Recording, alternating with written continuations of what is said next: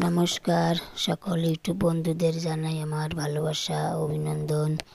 কেমন আছো? আজকে আমি রাজমা দিয়ে সুন্দর একটা রেসিপি বানিয়ে তোমাদের কাছে শেয়ার করব। আশা করি তোমাদের ভালো লাগবে।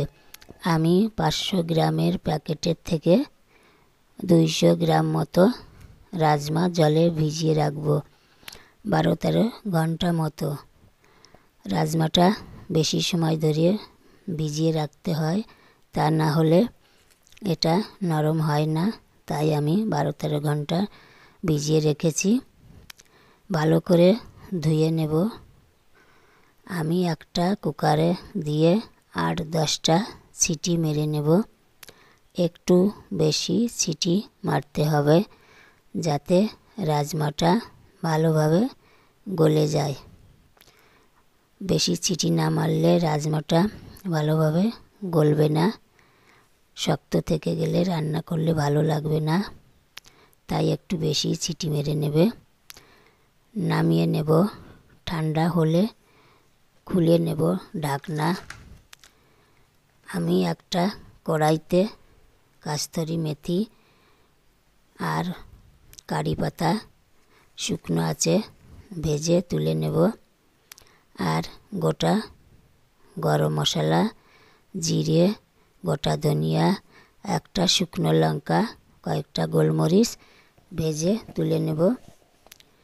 কড়াইতে তেল দেব, ফোড়নে দেব জিরা, তেজপাতা, শুকনো লঙ্কা, পেঁয়াজ কুচি দেব। পেঁয়াজটাকে একটু ভালো করে ভেজে নেব।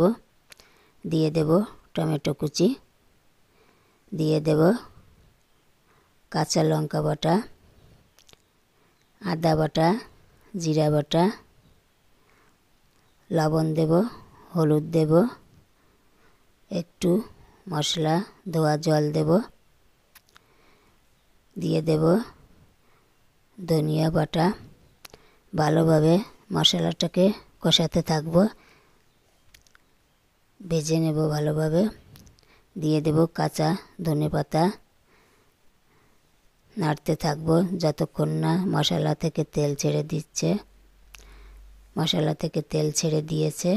আমি এখন চিটি মেরে গলিয়ে রাখা রাজমাটা দিয়ে দেব কড়াইতে জল সহকারে।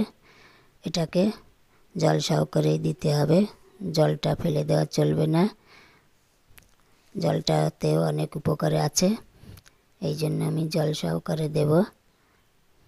আমি আর একটু জল দেব, ঢাকনা বন্ধ করে দেব, জ্বালাতে থাকবো আধা ঘন্টা মতো মিডিয়াম আছে।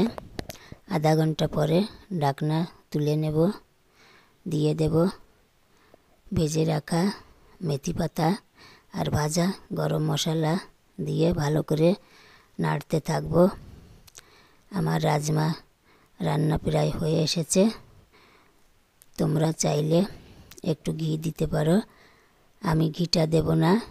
এই রাজমাটা ডিম দিয়েও রান্না করতে পারো।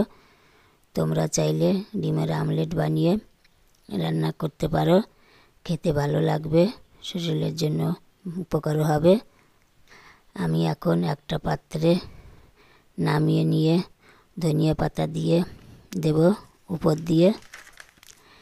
এই রাজমাটা একটু শুকনো শুকনো করে রান্না করলে ভালো হবে। রুটি অথবা ভাত দিয়ে খেলে ভালো লাগবে। আমার রাজমার রেসিপিটা তোমাদের কাছে কেমন লাগলো? ভালো লাগলে শেয়ার করো। এরকম নতুন নতুন রেসিপি দেখতে হলে আমার চ্যানেলটাকে প্লিজ সাবস্ক্রাইব করে রেখো। আর যেসব বন্ধুরা ফেসবুক থেকে দেখছো, প্লিজ আমার চ্যানেলটাকে ফলো করে রেখো। থ্যাংক